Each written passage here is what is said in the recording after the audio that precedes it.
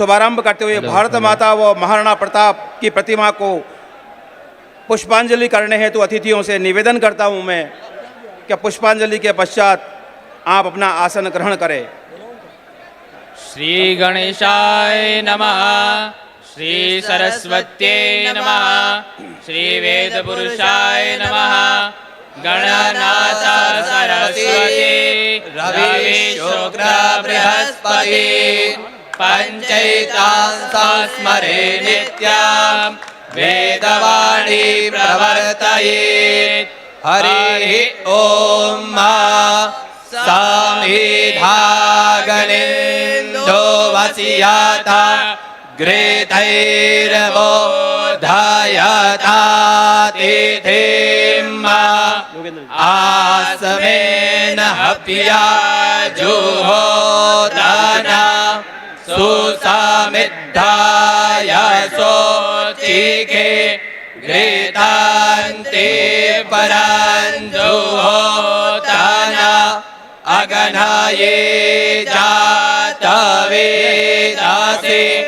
तन्तवा समिदभिरङ्गीरो घृतेन वर्धयामासि बृहच्छोचाजाविष्य उपदवागने अविकमातिर्घृताचिर्जन्तु हज्जता जोखसवासा मेधो मामा भूर्भुवः स्वद्योरेवा भूमना पृथिवी बब्बरेमणा तस्यास्ते पृथिवी वायाजाने पृष्ठे गणे मन्ना दमन्ना ध्यायादधे हरि ओम।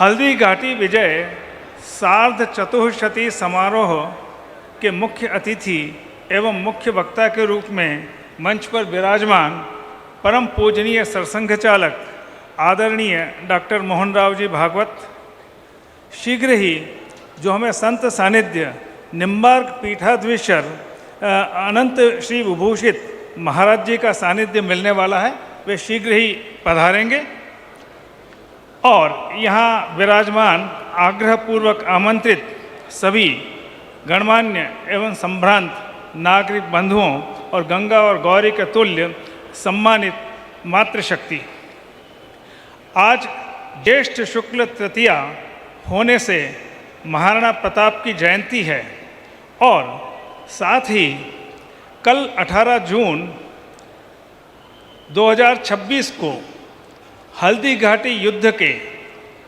450 वर्ष पूरे हो रहे हैं।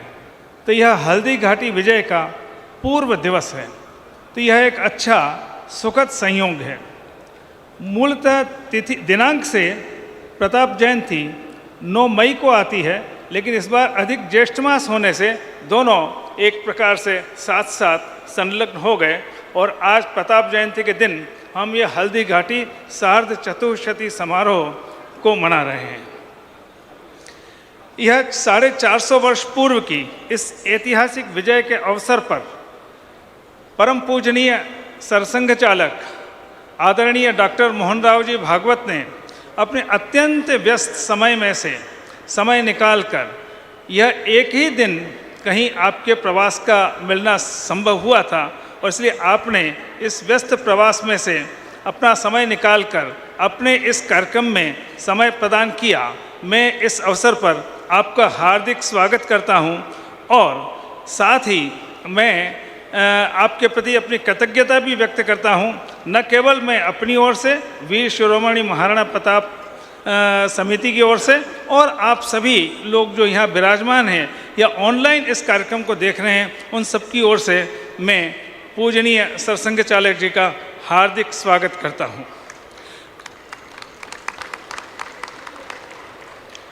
आज हम वीर शिरोमणि महाराणा प्रताप और 450 वर्ष पूर्व हल्दी घाटी युद्ध में हुतात्मा हुए सभी उन वीरवरों के कृतज्ञ स्मरण के लिए यहाँ एकत्र हुए हैं।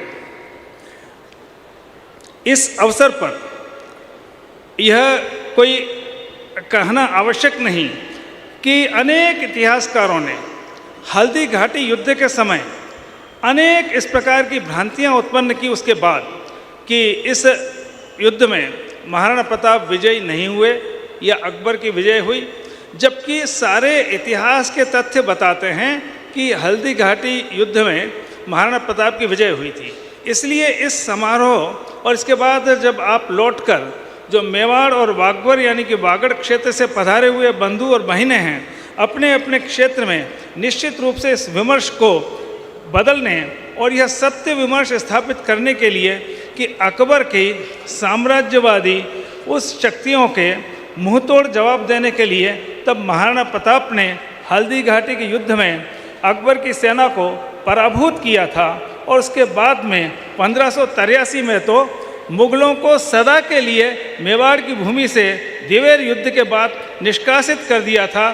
तो ये एक प्रकार से उस विजय पर्व की स्मृति में हम यहाँ एकत्र हुए हैं।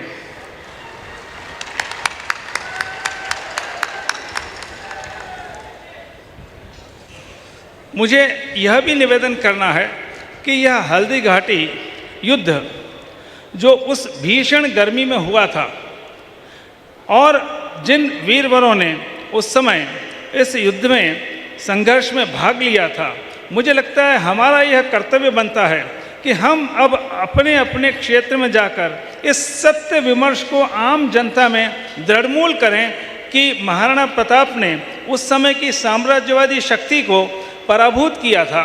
और इसके साथ ही एक बात यह भी स्पष्ट है, इस विमर्श को भी बदलने की आवश्यकता है।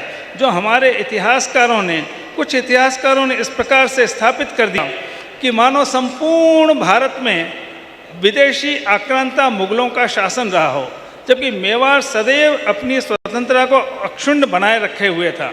तो इस विमर्श को भी परिवर्तन करने के लिए आप सभी को मुझे लगता है कि अपने को प्राणपण से लगना चाहिए। इस अवसर पर आप सभी अपने अपने स्थानों से पधारे और मेवाड़ और वागड़ क्षेत्र से पधारे आप सभी बंधु और बहिनें, उदयपुर से सभी गणमान्य नागरिक जो यहाँ पधारे हैं, उन सभी का भी मैं हार्दिक स्वागत करता हूँ और उनको साधुवाद देता हूँ। इस कार्यक्रम को सफल बनाने के लिए आप बड़ी संख्या में यहाँ पधारे हैं। दूरस्थ स्थानों से कई कार्यकर्ता, कई बंधु बहिनें एक दिन पहले यात्रा कर उदयपुर में आकर निवास किया है और उसके बाद इस कार्यक्रम में सम्मिलित हो रहे हैं। और आज यह एक अपने आप में हमारे लिए गौरव का प्रसंग है कि यह हल्दी घाटी विजय सार्ध चतुर्शती समारोह के अवसर पर हम इस बात के साक्षी हैं कि महाराणा प्रताप की इस विजय को न केवल देश में बल्कि एक अंतर्राष्ट्रीय स्तर पर हम एक कीर्तिमान के रूप में स्थापित कर सकें।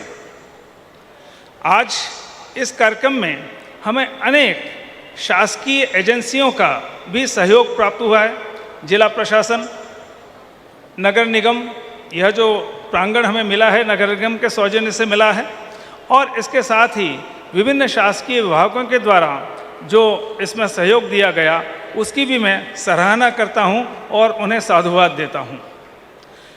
मीडिया के जो बंधु हैं, जो सोशल मीडिया इन्फ्लुएंसर्स हैं, उन्होंने भी पिछले 1 माह से निरंतर इस हल्दी घाटी विजय सार्ध चतुर्शती समारोह को प्रसिद्धि देने और विमर्श को बदलने में बहुत सहयोग दिया है। तो यहाँ पर जो मीडिया बंधु और बहिनें विराजमान हैं और जो आज यहाँ नहीं आए हैं लेकिन वे कहीं दूरस्थ स्थानों से भी इसको लाइव देख रहे हैं, उन सभी का भी मैं हार्दिक स्वागत करता हूँ और उनके प्रति अपनी कृतज्ञता व्यक्त करता हूँ। आज के इस अवसर पर हमें पूजनीय सरसंघ चालक जी का जो सानिध्य प्राप्त हुआ है, उससे चूँकि पूजनीय सरसंघ चालक जी को संपूर्ण देश में लोग ऑनलाइन सुनते हैं और अंतर्राष्ट्रीय स्तर पर भी जो भारतीय मूल के विदेशों में बसे हुए प्रवासी लोग हैं, वे भी उनको सुनते हैं और इसलिए निश्चित रूप से यह अंतर्राष्ट्रीय विमर्श हमें स्थापित करने में सहायता मिलेगी। एक और बात यहाँ हमें अपने स्मरण में रखने की है कि सभी मुगल इतिहासकारों तक ने हल्दी घाटी में महाराणा प्रताप की विजय को स्पष्ट रूप से इंगित किया है।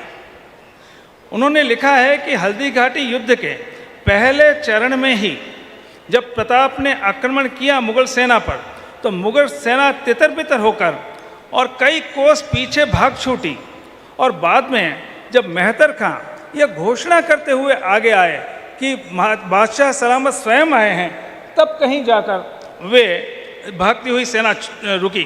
तो इस प्रकार से अनेक ऐसे ऐतिहासिक तथ्य हैं जिनसे यह स्पष्ट सिद्ध होता है कि हल्दी घाटी युद्ध में महाराणा प्रताप की विजय हुई थी और अकबर की सेना परास्त हुई थी, और उसकी पराजय के कारण ही जब मानसिंह और आसिफ खान लौटकर अकबर के दरबार में गए तो उनकी ड्योढ़ी भी माफ़ कर दी गई। तो यह सारे प्रमाण हैं, इससे यह विमर्श परिवर्तन में हमें सहयोग मिलेगा। अब हमारे आज के संत श्री परम पूज्य निम्बार्क पीठाधीश्वर अनंत श्री विभूषित महाराज श्री पधार चुके हैं।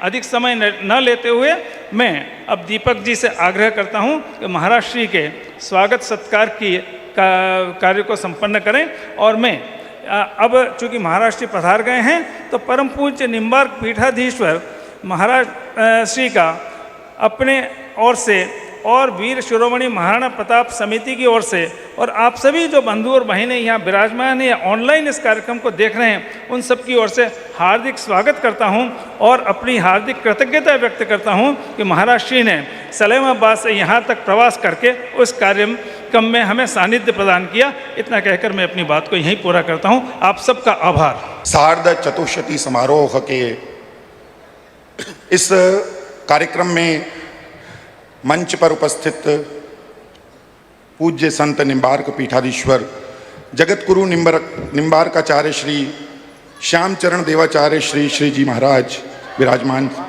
आपका हार्दिक स्वागत करता हूँ।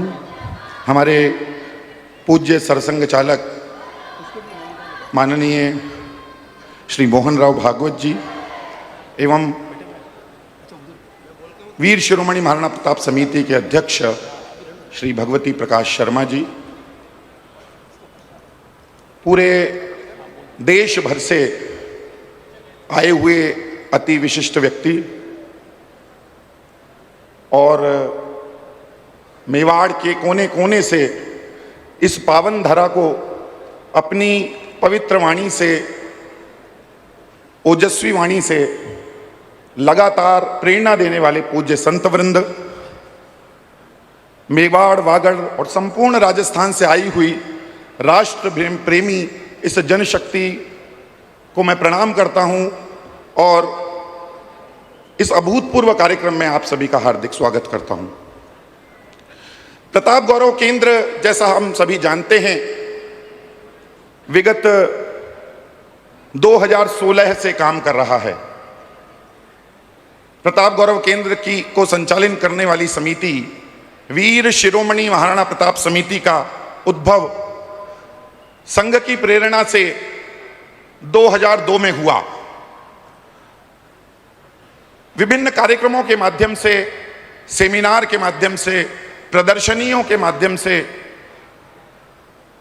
विभिन्न प्रतियोगिताओं के माध्यम से मेवाड़ और महाराणा प्रताप के बारे में जन जागरण करने का काम प्रारंभ किया गया। 2007 आते आते एक आवश्यकता अनुभव हुई कि एक स्वप्न को साकार किया जाए। महाराणा प्रताप के नाम पर एक ऐसा केंद्र यहां स्थापित किया जाए जो पूरे विश्व को महाराणा प्रताप के शौर्य, साहस, त्याग, बलिदान और स्वाभिमान की प्रेरणा दे सके। जन जन में उनके किए कार्यों को, उनके एक जबरदस्त संघर्ष को प्रस्तुत कर सके, बता सके। महाराणा प्रताप का नाम विश्व के कोने कोने तक पहुंचा सके, इस प्रयास के लिए प्रताप गौरव केंद्र की स्थापना हुई। 2007 में एक 25 बीघा भूमि लेकर यह कार्य प्रारंभ हुआ। 2008 में पूजनीय सरसंघ चालक उस समय हमारे सर कार्यवाह हुआ करते थे, उनके ही कर कमलों से भूमि का शिलान्यास हुआ, केंद्र का शिलान्यास हुआ। तत्पश्चात 2016 में जब आप सरसंघ चालक के पद पर आसीन हुए, उस समय ही इस केंद्र का प्रारंभ हुआ, केंद्र को जनता के लिए खोला गया। प्रताप गौरव केंद्र में आज की युवा पीढ़ी को आधुनिक तकनीक के माध्यम से मेवाड़ के शौर्य, साहस, भक्ति और शक्ति की प्रेरणा देने का काम हम करते हैं। विभिन्न गैलरियों, विभिन्न शोज के माध्यम से यह काम किया जाता है। एक वाटर लेजर शो जो राजस्थान में एकमात्र है, महाराणा प्रताप की जीवनी हमारे समक्ष प्रस्तुत करता है। उन सभी दृश्यों को देखकर, उन भावों को देखकर और महाराणा प्रताप की 57 फुट ऊंची प्रतिमा के समक्ष जब हम खड़े होते हैं तो एक राष्ट्रभक्ति का ज्वार हमारे मनों में आंदोलित होता है। और यह जो राष्ट्रभक्ति का भाव है, यह वास्तव में प्रताप गौरव केंद्र राष्ट्रीय तीर्थ की सार्थकता सिद्ध करता है। प्रताप गौरव केंद्र के माध्यम से हम न केवल एक म्यूजियम चलाते हैं, बल्कि हम देश और समाज के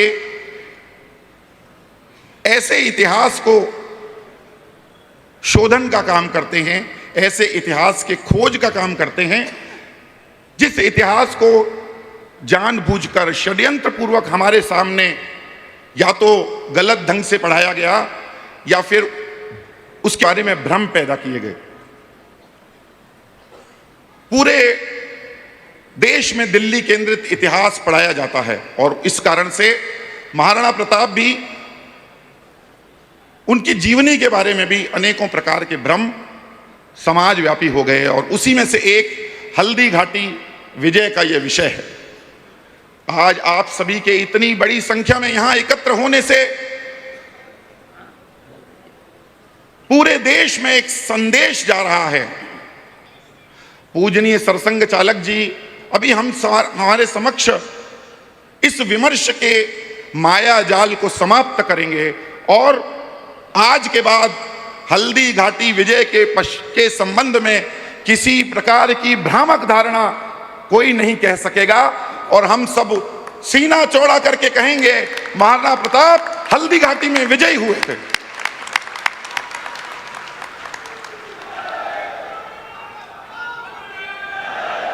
वर्षों से एक भ्रम जो फैलाया गया था, एक झूठ जो बोला गया था, आज उसकी परिणति यहां होने वाली है। प्रताप गौरव केंद्र के माध्यम से हम इस प्रकार के विमर्शों को भी तोड़ने का काम करते हैं जो भारतवर्ष की संस्कृति, भारतवर्ष के संस्कारों और भारतवर्ष के महापुरुषों की ओर गलत दृष्टि से देखते हैं। और विशेष रूप से मेवाड़ महाराणा प्रताप के बारे में हम विभिन्न प्रकार के कार्यक्रम और शोध करते हैं और इस विचार को निरंतर आगे बढ़ाने का काम करते हैं। मैं आप सभी से अनुरोध करता हूं कि हमारे हाथ से हाथ मिलाएं, हमें सहयोग करें। प्रताप गौरव केंद्र आने वाले समय में आधुनिक तकनीक के माध्यम से विभिन्न प्रकार के परिवर्तनों की ओर आगे बढ़ रहा है और इस परिवर्तन की दिशा में हम सभी के विचारों की, हम सभी के सहयोग की हमें निरंतर आवश्यकता है। आप सभी इसी प्रकार हमारी शक्ति बनकर हमारे पीछे खड़े होंगे तो निश्चित ही वह समय आएगा कि महाराणा प्रताप, मेवाड़ और इस भारतवर्ष के जितने भी महापुरुष हैं जिनके बारे में लगातार भ्रामक धारणाएं फैलाई गई हैं, उन सबको तोड़ने का काम हम करेंगे।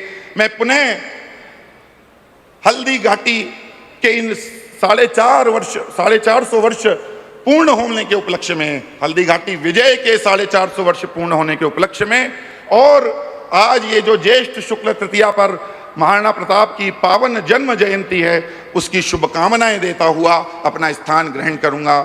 धन्यवाद। पूज्य पीठाधीश्वर जगत गुरु निम्बारकाचार्य श्री श्री जी महाराज से हमारी करबद्ध प्रार्थना है कि आप हमें अपने मंगलमय आशीर्वचन से कृतार्थ करने की कृपा करें। आदरणीय संत श्री श्री जी महाराज।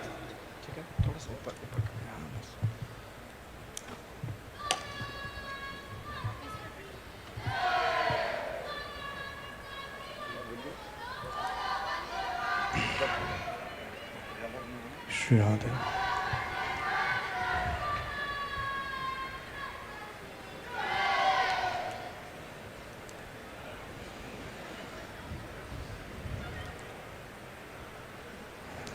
भारत माता की, भारत माता की। श्री कृष्ण पाद युगलम सिरसा नमामि। यत्रान्वितश्रुतिगणो न विरोधमेति यध्यान योग निरताशदाप्नवन्ति केशेन्द्र वन्द्य मनिषं मनसा गिराच।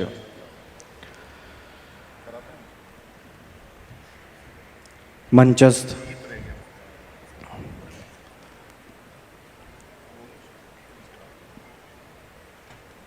भारतवर्ष की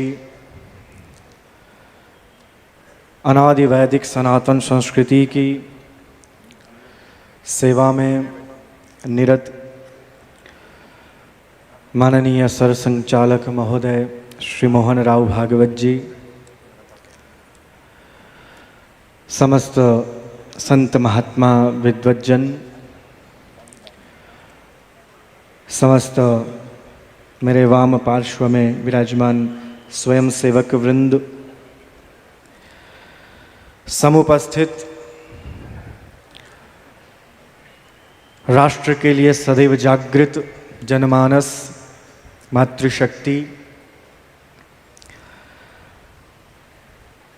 आज अत्यंत गौरव का दिवस हम सभी सनातन धर्मावलंबियों के लिए। अनेक वर्षों से जो भ्रांति चली आ रही थी, उस भ्रांति का निराकरण आज गौरव प्रताप गौरव केंद्र पर हमारे सरसंघ चालक महोदय के सन्निधि में सदैव के लिए निस्तारण होने जा रहा है। बोले महाराणा प्रताप की। सार्ध चतुष्शती विजयोत्सव, सार्ध चतुर्शती विजयोत्सव आज हम सभी जिस गौरव के साथ मना रहे हैं, इस हल्दी घाटी के इस मेवाड़ की परम पावन भूमि, मेवाड़ की यह वह परम पावन भूमि है जहाँ पर राष्ट्रभक्ति के लिए, हमारे अनादि वैदिक सनातन संस्कृति की रक्षा के लिए महाराणा प्रताप ने अपना सर्वस्व बलिदान कर दिया, पर हमारी भारत भूमि पर कोई आंच नहीं आने दी। ये वो परम पावन भूमि है। भारत माता की। और ये मेवाड़ की परम पावन भूमि में मोहन राव भागवत जी से संकेत करना चाहूँगा कि ये मेवाड़ की परम पावन भूमि शौर्य की तो है ही, इसमें कोई संदेह नहीं है। यहाँ से ये वो भूमि है जहाँ पर हमारे लिए कहा जाता है कि जननी जने तो पूत जन के दाता के सूर।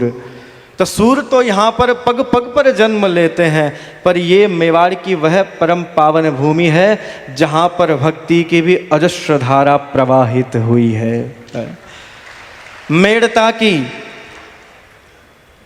मेड़ता की वह राजकुमारी जब मेवाड़ की इस परम पावन भूमि पर कुलवधू बनकर आती है, तो भगवान श्री कृष्ण भी स्वयं उन्हें दर्शन देने के लिए लालायित हो जाते हैं। ये वह मेवाड़ की परम पावन भूमि है।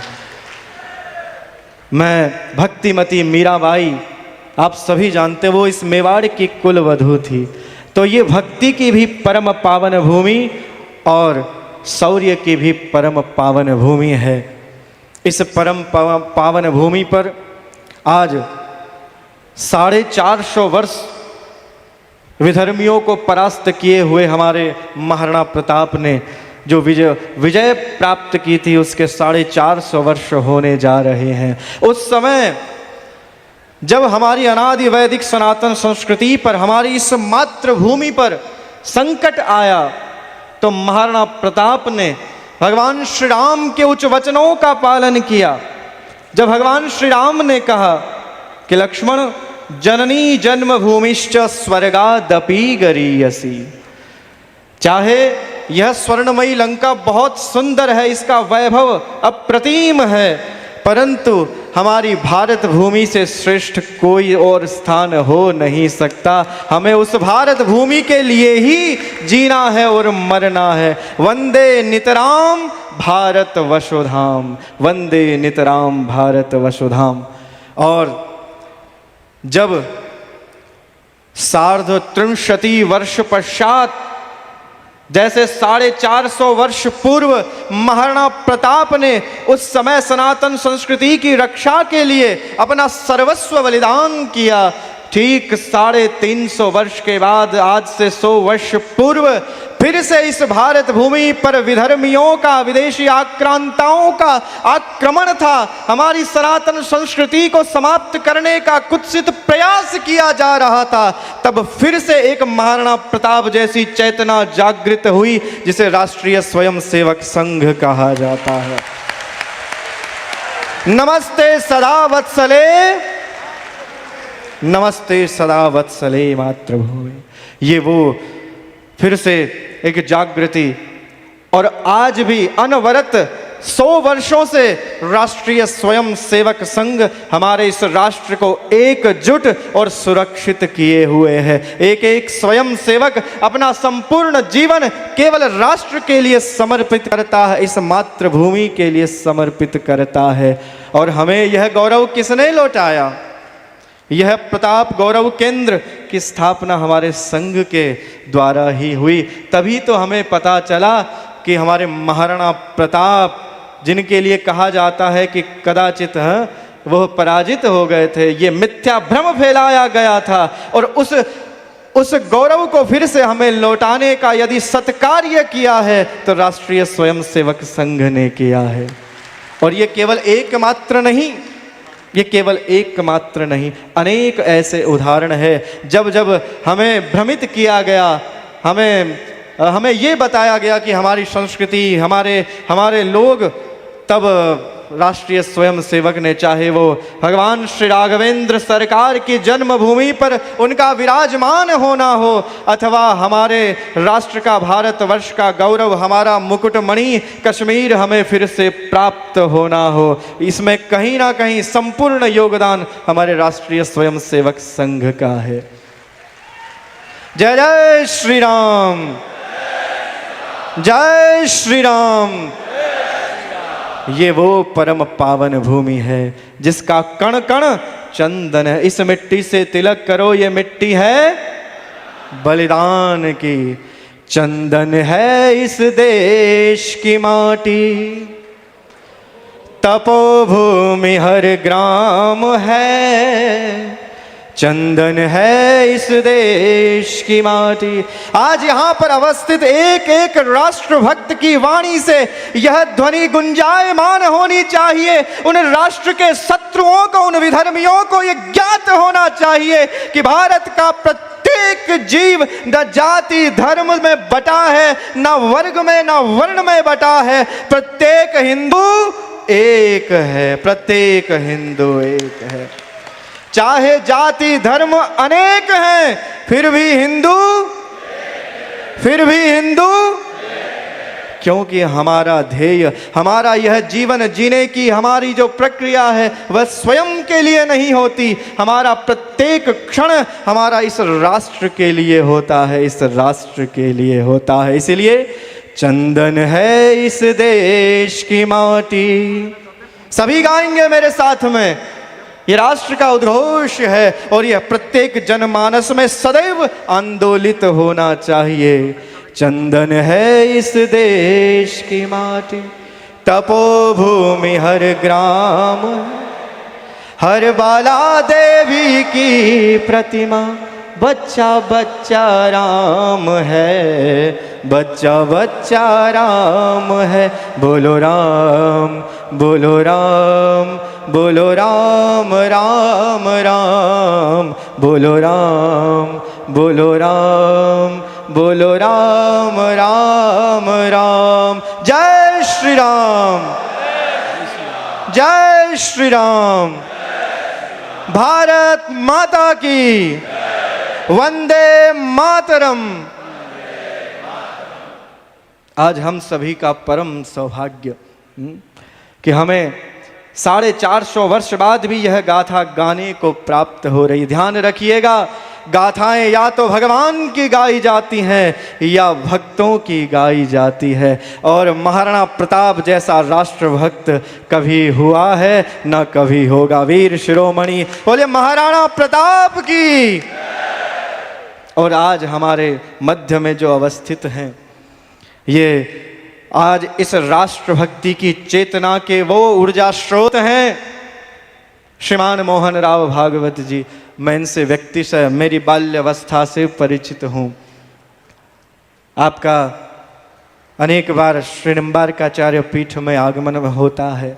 मैं आपसे आपके विषय में यही कहूँगा कि हम सबको, ध्यान से सुनिएगा, हम सबको भगवत भक्ति करने के उपरांत जन्म जन्मांतर तक, युग युगांतर तक हम साधना करते हैं, तब कहीं जाकर हम भगवत भक्तों को भागवत कहा जाता है। भवान तो जन्मना जायते भागवत। जन्म से ही आप तो भागवत हैं। आपके माता पिता ने जन्म से ही परिलक्षित कर लिया था कि ये कोई साधारण बालक नहीं, यह निश्चित ही भक्त बनेगा, इसलिए भागवत नाम प्राप्त हुआ। और भक्त भगवान के होते हैं या राष्ट्र के होते हैं।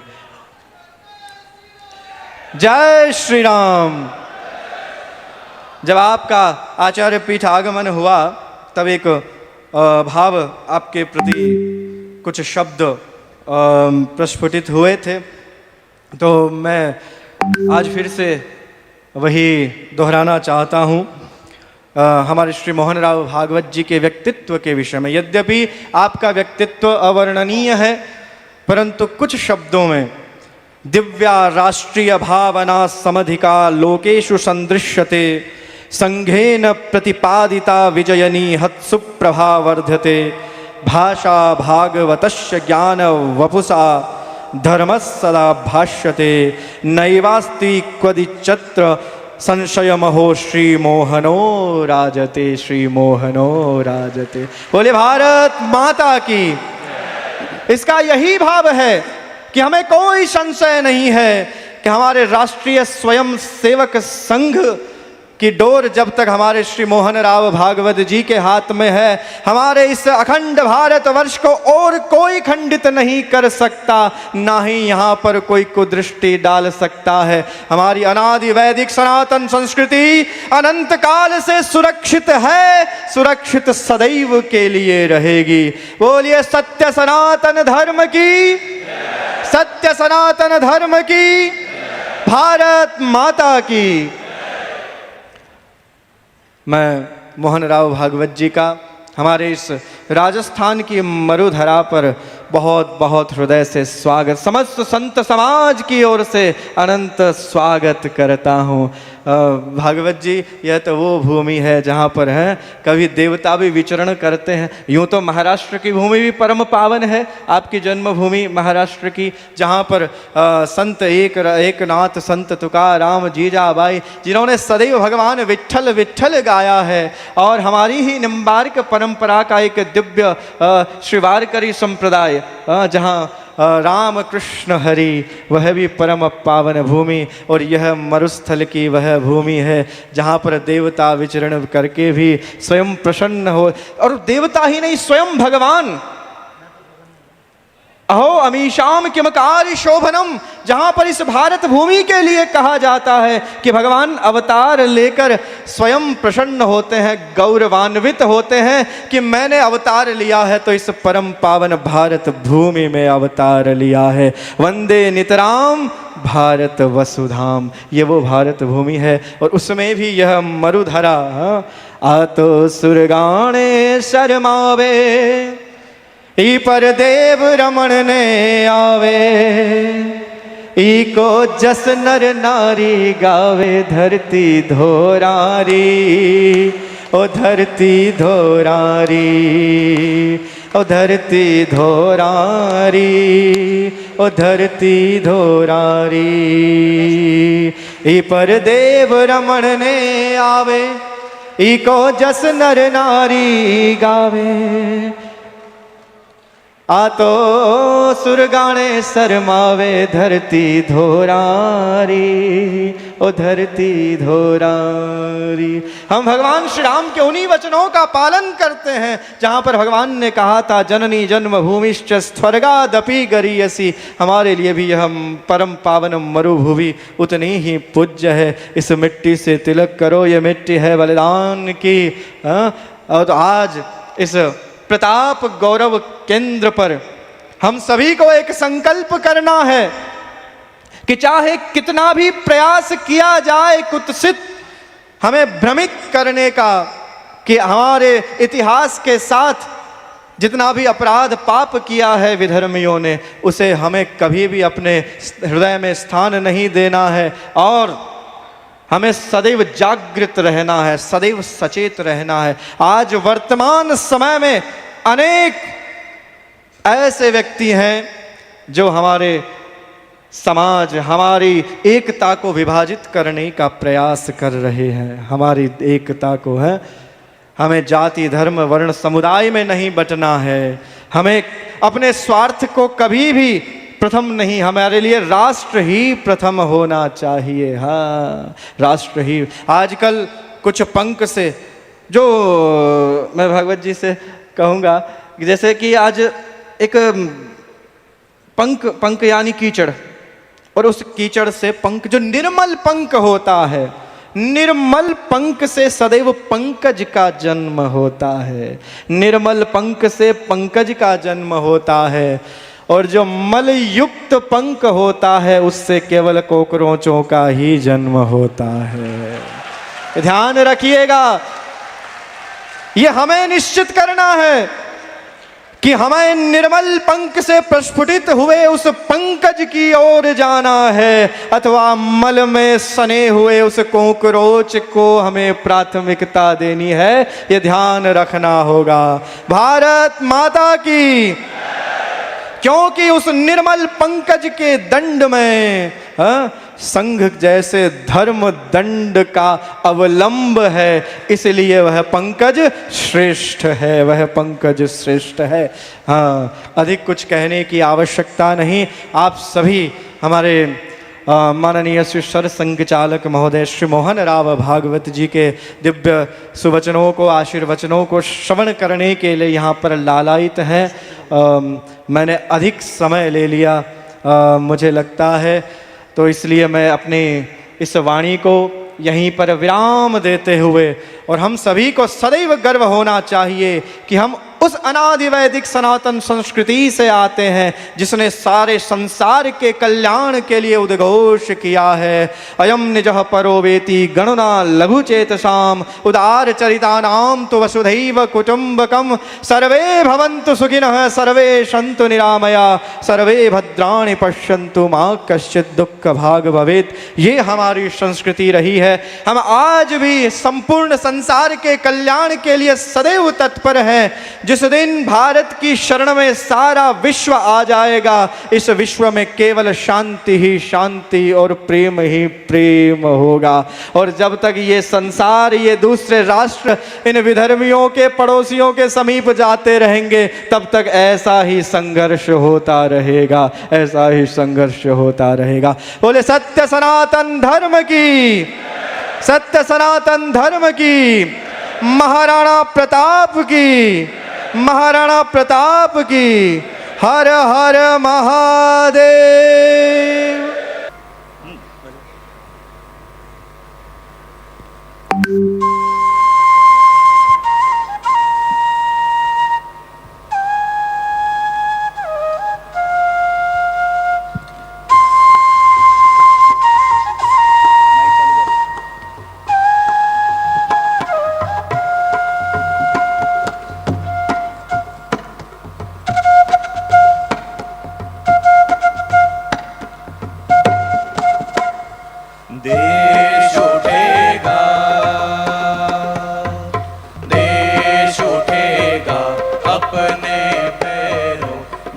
गौरव के बान से स्नेह भरा विश्वास जगा कर जिए सुख सम्मान से देश उठेगा।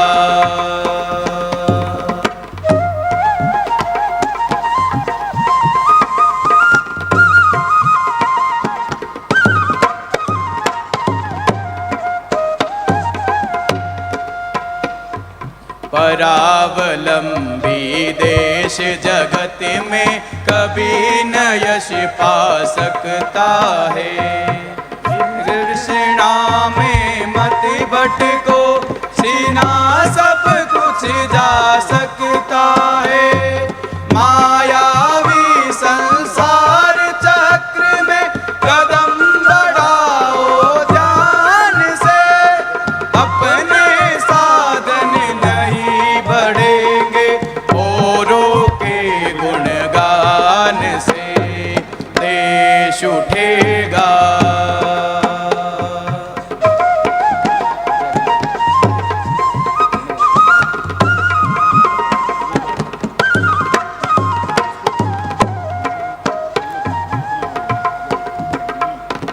इसी देश में आदिकाल से अन्न रत्न भंडार रहा।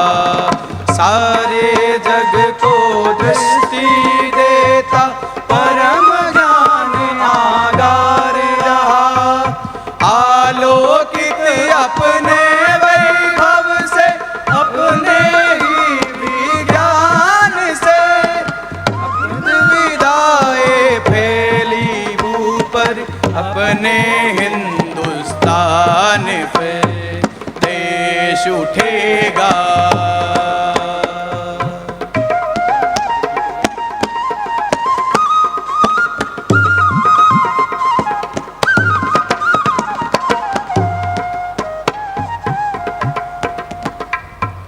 अथक किया था श्रम अनगिन जीवन अर्पित निर्माण से। मर्यादा भोग हमारा पवित्रता प्राण में। रण परिपूरक सृष्टि फलती ईश विधान से। नव रचनाएं होगी अपनी ही पहचान से देश उठेगा।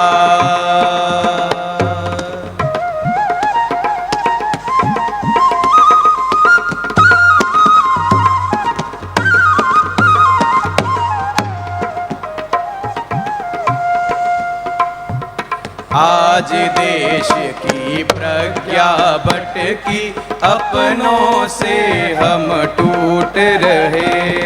उग्र भावना स्वार्थ सवा है श्रेष्ठ अब छूट रहे।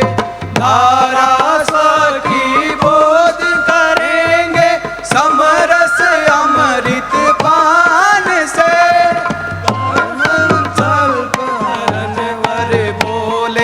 भारत स्वाभिमान से देश उठेगा।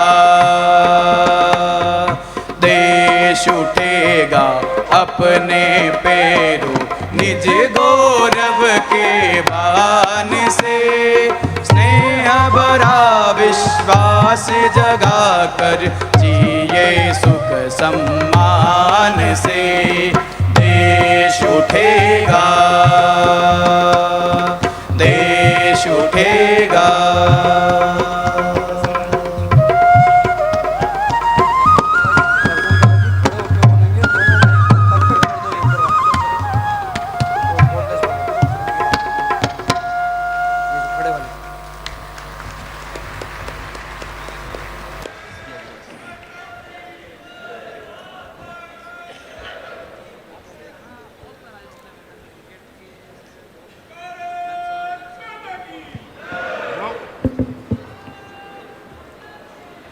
परम श्रद्धेय श्री निम्बार्काचार्य जी महाराज, उपस्थित सभी पूज्य श्रद्धेय संत चरण, प्रताप गौरव केंद्र के कार्य के संबंधित सभी पदाधिकारी कार्यकर्तागण, उपस्थित सज्जन, माता भगिनी,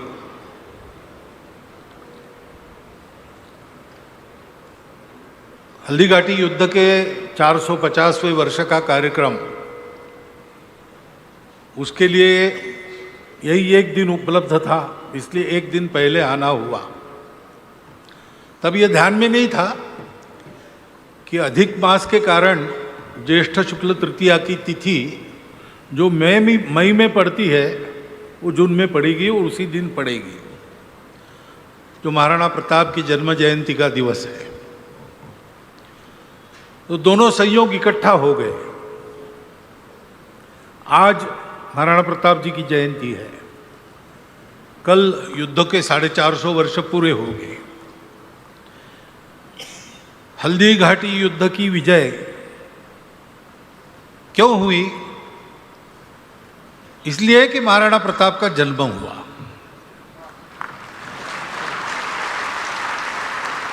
आज का दिन कल के दिन का कारण है, ये हमको समझना पड़ेगा। हल्दी घाटी युद्ध में विजय हुई महाराणा प्रताप की, भारत के पक्ष से लड़ने वाले लोगों की विजय ही हुई, ये तो बहुत स्पष्ट है। विमर्श उल्टा चलाया, लेकिन तथ्य उसके विपरीत है। अब मुगलों के जो इतिहासकार थे उन्होंने ही जो लिखा है वो अगर सुनते हैं तो कहते हैं कि पहले ही हमले में अपना स्थान छोड़कर हमको 6-7 मील पीछे जाना पड़ा।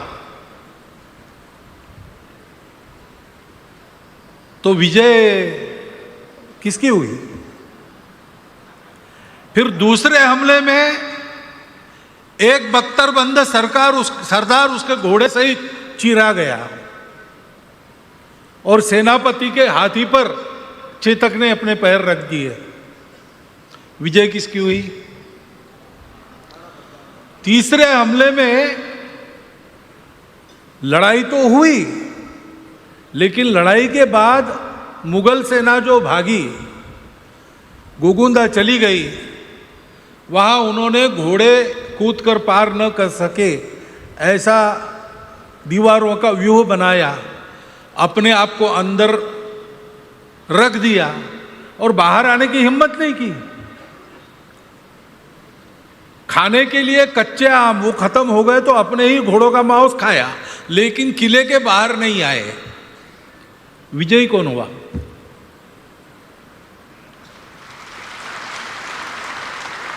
ये जो ऐसे नैरेटिव बनाने वाले इतिहासकार रहते उस जमाने में भी थे, उनकी आदत रहती है। एक दूसरा उदाहरण मैं देता हूं। बाबू कुंवर सिंह, झांसी की रानी के मृत्यु के बाद और नाना साहब पेशवा नेपाल चले गए, कुछ लोग अंग्रेजों के शरण में चले गए, कुछ लोग लड़ना कायम रखा, तो बाबू कुंवर सिंह अपने राज्य वापस गए जगदीशपुर, और उस राज्य को उन्होंने अंग्रेजों से ले लिया लड़ते लड़ते। तो अंग्रेजों ने उनको जगदीशपुर जाने न देने के लिए बहुत सारे हमले किए, लेकिन बाबू कुंवर सिंह का तंत्र क्या था? जो राणा प्रताप ने हल्दी घाटी के युद्ध में तंत्र का इस्तेमाल किया, उसी प्रकार का उनका तंत्र था। अंग्रेजी फौज आती थी, इनकी फौज थोड़ी थी, तो वो भागते थे, लेकिन भागते थे इसलिए कि अंग्रेज अपने पीछे आए, और विशिष्ट स्थान पर छुपे हुए उनके सैनिक चारों ओर से घेरकर उनको मारते थे, सामान लूटपाट करते थे और आगे चले जाते थे। ऐसा होते होते वो जगदीशपुर चले गए, विजयी हो गए, राज्य वापस ले लिया। आगे 10 महीने तक, उनकी तो 3 महीने में बाद में मृत्यु हो गई, लेकिन आगे 10 महीने तक वो स्वतंत्र ही रहा। लेकिन अंग्रेजों की रिपोर्ट क्या है? हम आए, बाबू कुंवर सिंह हार गए, वो भाग गए, हमने पीछा किया, हमको कोई नहीं मिला, एक घोड़ा पीछे छूट गया था, उसको हमने प्राप्त किया और हमारे 50 सैनिक मारे गए, खाने पीने का सारा सामान चला गया, तोपें भी चली गई, वो बाबू कुंवर सिंह ले गए, बाबू कुंवर सिंह हार गया। ऐसे उस समय इतिहासकारों ने किया होगा, पता नहीं, उस समय नहीं किया होगा तो भी आज तो कर ही रहे कि इतनी बड़ी लड़ाई हो गई, राणा प्रताप को समाप्त करने के लिए दल बल सहित अकबर आया था, इतना बड़ा सैन्य संभार मेवाड़ पर टूट पड़ा और आखिर क्या हुआ? हम एक हाथी लेकर वापस गए और जब हाथी पर बैठकर जा रहे थे तो मेवाड़ की सामान्य जनता मिट्टी के ढेले फेंक फेंक कर हमको मार रही थी, हमने कुछ नहीं किया और जीते कौन? हम जीते। ऐसे कभी होता है क्या? मेवाड़ का युद्ध, हल्दी घाटी का युद्ध एक लड़ाई नहीं थी, ये भारत के समाज का विदेशियों से जो लंबा संघर्ष चल रहा था उसका परिणाम लाने वाला एक युद्ध था। वहां लड़े थे थोड़े से मेवाड़ के वीर, मेवाड़ की जनता के साथ राणा प्रताप नेतृत्व कर रहे थे, लेकिन उत्तर दक्षिण पूर्व पश्चिम पूरा भारत उस लड़ाई पर निगाह टिकाए बैठा था और उस लड़ाई ने यह तय कर दिया कि ये जो विदेशी आक्रमण है ये भारत को झुका नहीं सकता। नियति ने उसकी जितनी आयु लिखी है उतना रहेगा, लेकिन जाएगा, वो आया है वो जाएगा। हम भारतवासी अपने धर्म संस्कृति सहित यहां पहले से है, बाद में भी रहेंगे। ये फिर एक बार तय करने वाला वो युद्ध था। वो जो आंधी चलकर आई थी जिसने 77 वर्ष में स्पेन से साइबेरिया तक अपना सिक्का जमाया था, देश के देश उजाड़ दिए, परिवर्तित कर दिए, नाम के रह गए, वो आंधी यहां आई, टकराई,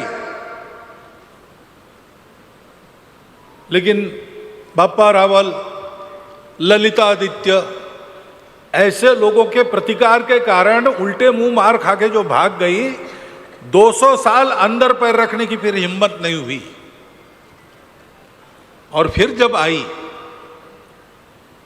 तो प्रतिकार तो हुआ, कड़ा प्रतिकार हुआ, जैसा भारत था वैसा ही प्रतिकार हुआ, परंतु भाग्य साथ नहीं था। राजा अनंगपाल हार गए, पृथ्वीराज चौहान कपट युद्ध में हार गए,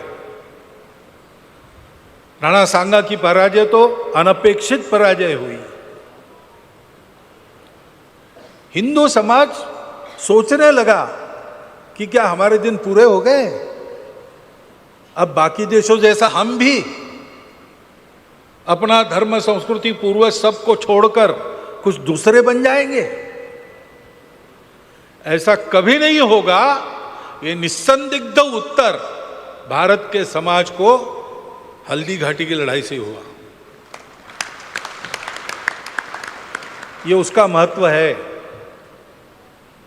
समय समय पर भारतवर्ष में ऐसी आंधियां बहुत आई,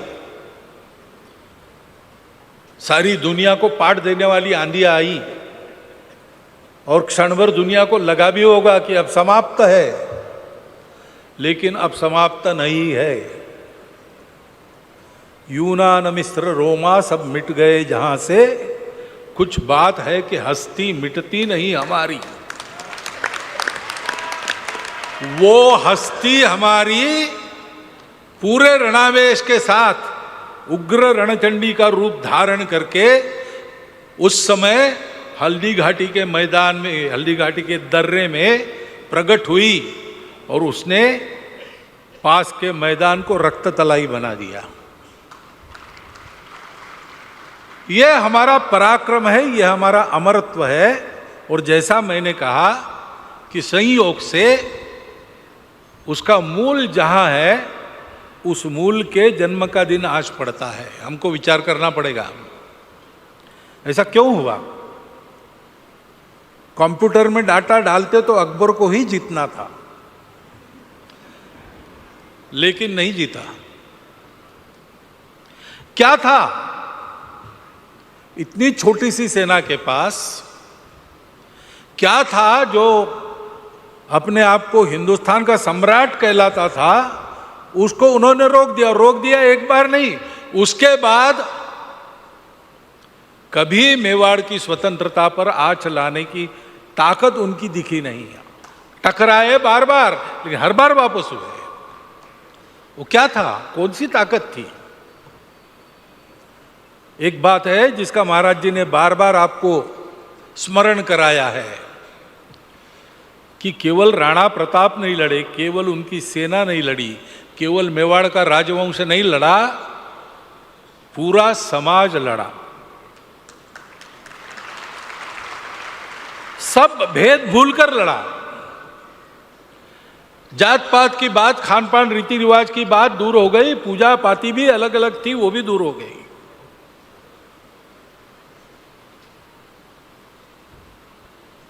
पूरे समाज की ये एकता कैसे निर्माण हुई? तो जिनको ये संघर्ष का नेतृत्व करना था, नेतृत्व के लिए नहीं करना था, स्वत्व की रक्षा के लिए करना था, उनका अपना लेना देना विजय पराजय से नहीं था।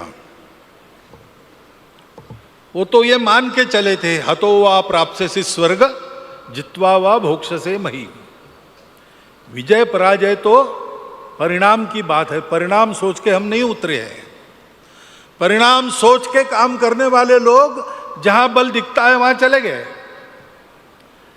लेकिन जिन्होंने कहा था कि विजय पराजय का परिणाम हम मानते नहीं, हम एक ही परिणाम मानते हैं, भगवान ने हमको जैसा जन्म दिया है, जैसा देश दिया है, जैसा समाज दिया है, धर्म दिया है, संस्कृति दी है, हम जिएंगे तो उसके साथ जिएंगे, नहीं तो मरना बेहतर है। यह संकल्प उनका था और इस संकल्प के चलते, इस संकल्प की शुद्धता के चलते, जानकर कि नेतृत्व अपना सबको अपना मानता है और नेतृत्व अपने हित नहीं लड़ रहा है, हम सबके हित में लड़ रहा है।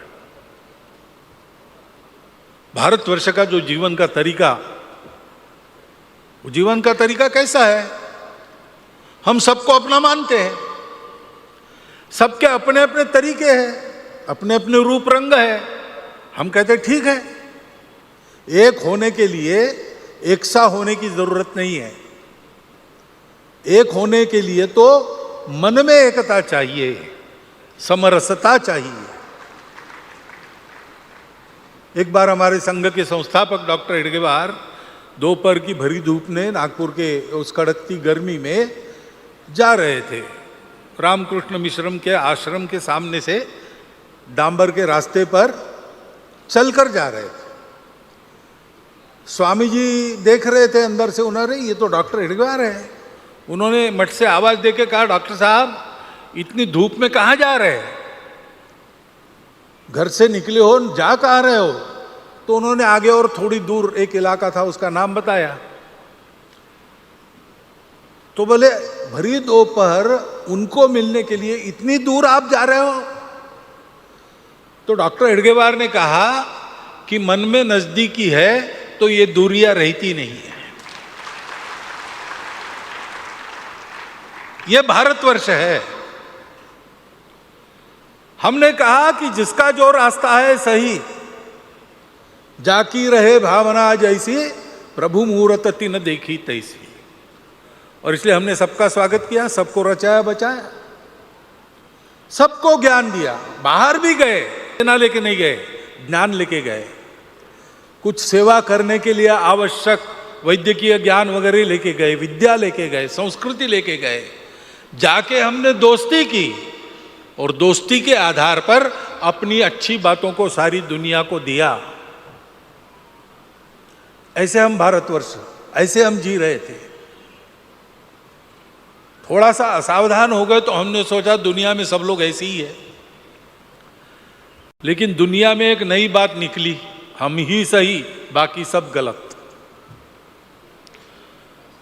और उसकी आड़ लेके अपना साम्राज्यवाद, अपना वर्चस्व प्रस्थापित करने का एक दुर्गुण जिन्होंने पाला, उन्होंने सारी दुनिया में तबाही मचाई। अब ये भारतवर्ष के भाग्य में ही है कि दुनिया की ऐसी दुष्ट ताकतें वो अपने जीवन भर दुनिया में अपने खेल करती है और मरने की बारी जब आती है तब भारत की ओर दौड़ती है। उनकी उत्तर क्रिया हमको ही करनी पड़ती है। ऐसी वो आंधी भारत के ऊपर दौड़ी और जहां उनको विजय मिली वहां जीतकर उन्होंने हम ही सही बाकी सब गलत ये अपना तरीका प्रस्थापित करने का प्रयास किया। वैसे तो राजसत्ता को हम महत्व का नहीं मानते, हो कोई भूप हमें का हानि, क्योंकि हमारे यहाँ राजा हुए, अनेक राजा हुए, उनकी आपस में लड़ाइयाँ भी हुई, राजा बदले भी, लेकिन किसी राजा ने अपने तरीके दूसरों पर थोपे नहीं। मतलब था सत्ता से, बस मैं प्रभु हूं, उसके लिए लड़ाई होती थी। लेकिन लड़ाई होने के बाद पूरा बदलने का प्रयास किया, ऐसा किसी ने नहीं किया था। जब ये होने लगा तब हमको ध्यान में आ गया कि सबसे कीमती हमारा धन जो है उसी को लूटने वाले हैं ये। हमारे देश के इतिहास में बहुत उतार चढ़ाव आए और उन उतार चढ़ाव के अनुसार हमारी भी स्थिति भारत में अच्छी बुरी बनती रही। कभी जब सब ठीक था हम सब लोग बहुत सुखी थे, धन साधन से भरपूर थे, स्वास्थ्य भी ठीक रहता, सारी बातें अच्छी थी, जैसे राम राज्य का वर्णन होता है। लेकिन कभी उतार आ गया, विपत्ति में पड़ गए तो हम सब लोग दरिद्री हो गए, आसमानी सुल्तानी दोनों आपत्तियों के शिकार, संसार दुख से भरा, पेट में अन्न नहीं, आदि आदि तुलसीदास जी ने वर्णन किया है। क्या स्थिति हो गई आक्रमण से अपने समाज की। हमने अच्छे दिन भी देखे, बुरे दिन भी देखे, ये चलता रहेगा, परंतु हमने अपना सब कुछ खोकर भी जो कभी नहीं खोने दिया, वो ये हमारा तरीका है, हमारी संस्कृति है, हमारा धर्म है, हमारे देश की एकता है। आज भी देखिए आपस में बहुत लड़ते हैं हम बहुत सी बातों को लेकर, लेकिन जब भारत की सीमा पर कोई शत्रु बोलता है या अंदर घुसता है तो सब झगड़े भूलकर सारा देश एक होता है। बस यही है कि बाहर शत्रु है तब हम एक रहते हैं, और बाहर कोई नहीं है अपने को चुनौती देने वाला, तब भी एक रहना चाहिए, क्योंकि हमारी एकता ये वास्तव है, हमारी विविधता उस एकता से आई है। सबसे पहला आह्वान राणा प्रताप ने क्या किया, कुंभलगढ़ में रहते समय उस एकता को प्रस्थापित किया। भीलों में जाकर रहते थे, राजपुरुष गरीब बस्ती में जाकर रहते थे, ये उन्होंने किया है, और इसलिए सारे समाज में उनके प्रति एक विश्वास, एक अपनापन, और उनके गुण तो देखे ही लोगों ने, कितने स्वाभिमानी थे, कैसे थे, न्यायी है, स्वाभिमानी है, चारित्र संपन्न है, और हम सबको अपना मानते हैं। तो हमारे धर्म संस्कृति पर संकट आता है तो उसका प्रतिकार करने का नेतृत्व कौन करेंगे, वही करेंगे, और उनका नेतृत्व होगा तो सब लोग आएंगे और सब लोग लड़ेंगे। और वो संघर्ष पूरे समाज ने किया। राजस्थान में रहने वाले समाज को प्रत्यक्ष लड़ना पड़ा, बाकी भारत राह देख रहा था। उस समय इतनी बुद्धि हमारी बनी नहीं थी कि भाई कहीं संघर्ष होता हो बैठकर देखना नहीं, केवल आशीर्वाद नहीं देना, जाना मदद करने के लिए। वो बाद में बात हो गई, लेकिन उस समय नहीं था। तो एक तरह से राणा प्रताप अकेले ही खड़े रहे, लेकिन अकेले है तो क्या हुआ? सत्य के लिए, न्याय के लिए, धर्म के लिए, भारत के लिए खड़े हैं, लोकहितकारी शासन प्रशासन के लिए खड़े हैं। और इसलिए जीतेंगे तो जीतेंगे, मरेंगे तो स्वर्ग पाएंगे। जैसा स्वातंत्र्य सावरकर ने कहा है स्वतंत्रता भगवती को, हे भगवती तुम्हारे लिए मरण जीवन है और तुम्हारे बिना जीवन मरण है ना? राणा प्रताप हो गए ऐसा हम कहते, हो नहीं गए, वो एक बार हो गए तब से अभी भी जीवित है। ये बातें हमारे मुंह से क्यों निकलती है? ये हमारे मन के अंदर छुपे राणा प्रताप बोलते हैं। थोड़ा प्रयास करके उनको अपने जीवन में लाना चाहिए। राणा प्रताप का जो शौर्य था, पराक्रम था, उस शक्ति के साथ उनके पास जो चारित्र्य था, कैसे शीलवान थे? भारत का जो शील है उनका शील था। शिकार के लिए मानसिंह आए, उनके रेंज में पड़ गए, लोगों ने कहा कि अभी मारो।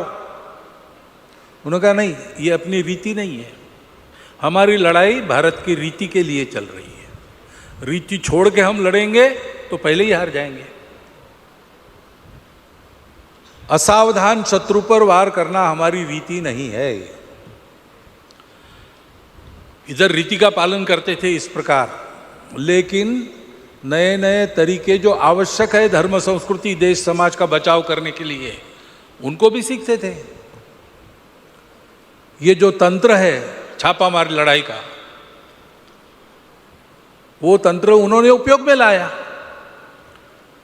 आगे सीधे मैदान में एक सेना दूसरे से टकराती थी, लेकिन उनके ध्यान में आया कि इससे हम हुतात्मा तो होंगे, कीर्ति भी होगी, हुतात्माओं की कीर्ति तो अक्षुण्ण रहती ही है, परंतु हमको जिसको बचाना है वो नहीं बचेगा। तो उन्होंने उस तंत्र का उपयोग किया। उस तंत्र के उपयोग से उनको पूर्ण विजय मिली।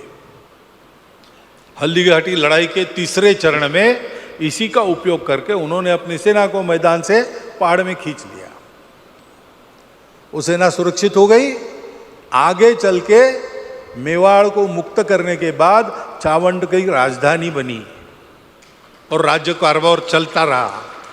सारे मुगलों के द्वारा आक्रांत किए गए थाने उन्होंने छुड़वा लिए और एक धर्म न्याय नीति का सुशासन, हिंदुआ सूरज के नाते एक हिंदू साम्राज्य उन्होंने स्थापन किया। अकबर विस्मृति में चला गया। आज हम राणा प्रताप की जयंती करते हैं। दुनिया में कहीं पर आपने सुना है अकबर की जयंती होती है? तो जीता कौन है भाई?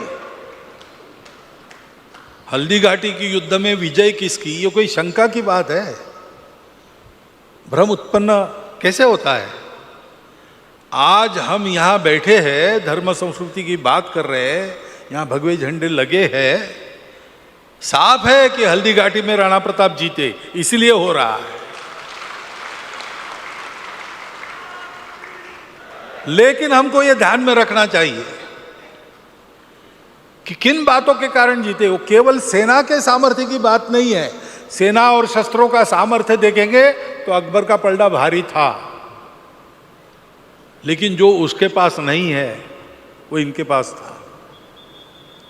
ये सूर्यवंशी है ना, ऐसे ही एक सूर्यवंशी क्षत्रिय के सामने एक बहुत बलाढ्य शत्रु खड़ा हो गया। देव भी जिससे डरते थे ऐसा शत्रु था। और विभीषण ने राम को कहा कि कैसे जीतेंगे आप, उसके पास तो इतना सब कुछ है। तो फिर राम उत्तर देते हैं, रावण रथी विरथ रघुवीरा विभीषण ये देख के गया तो राम ने उत्तर दिया। क्या उत्तर दिया? उन्होंने बताया ये सद्गुण मेरे हैं, ये मेरा रथ बने हैं। हम जानते हैं रामचरितमानस में।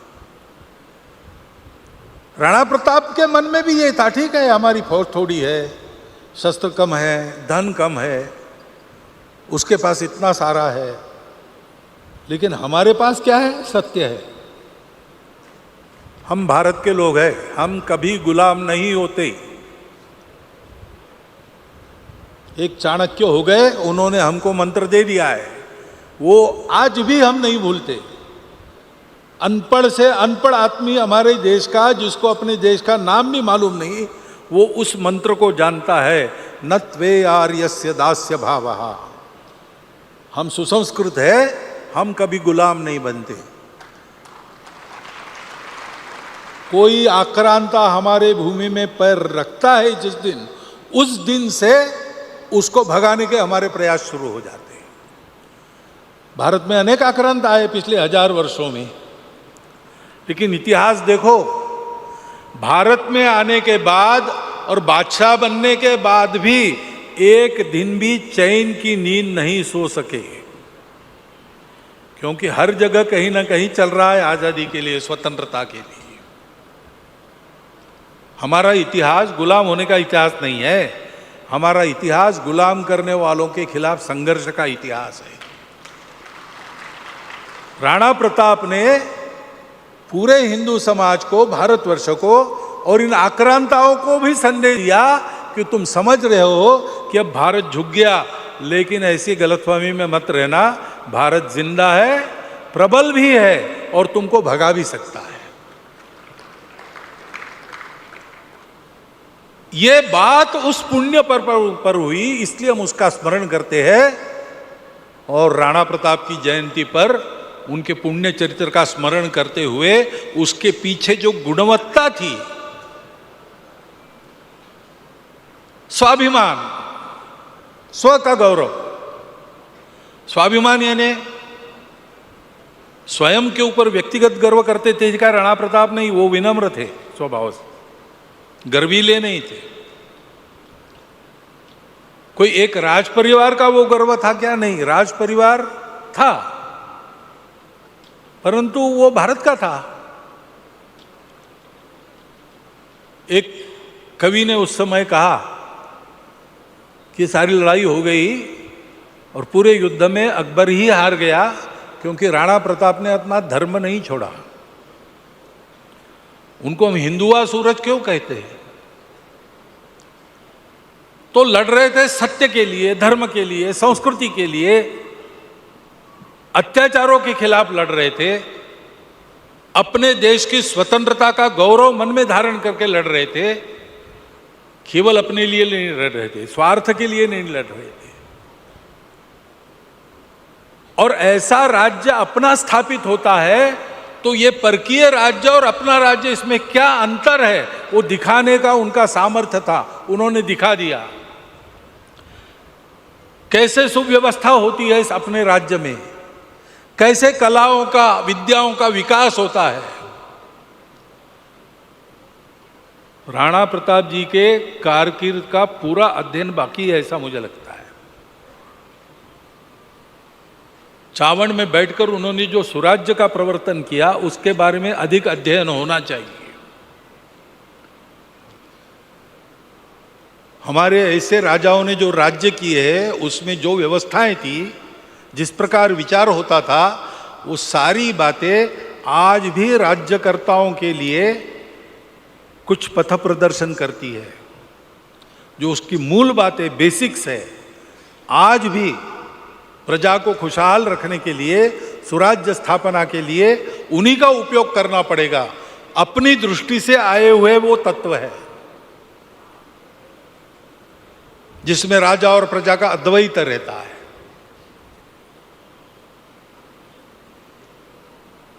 ये पूरा चरित्र का आदर्श उन्होंने रखा। उन्होंने केवल एक युद्ध नहीं जीता, एक स्वराज्य स्थापन करके दुनिया से चले गए, केवल ऐसा नहीं किया।